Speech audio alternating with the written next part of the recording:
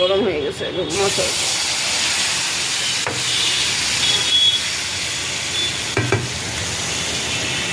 পাবদা মাছের ঝাল একটু রান্না করবো। টমেটো দিলে লাগবে।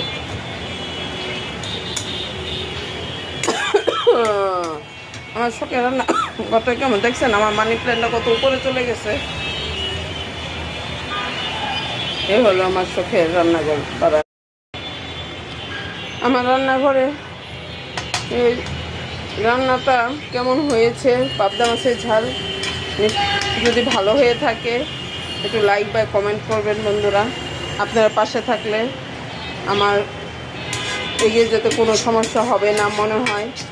আমি সফলতার মুখ দেখব যদি আপনারা পাশে থাকেন, আমিও থাকব আপনাদের পাশে। এভাবে একে অপরের পাশে থাকলে সবাই সফল হোক। ভালো থাকবেন, সুস্থ থাকবেন, আমার জন্য একটু দোয়া করবেন। শুভ দুপুর।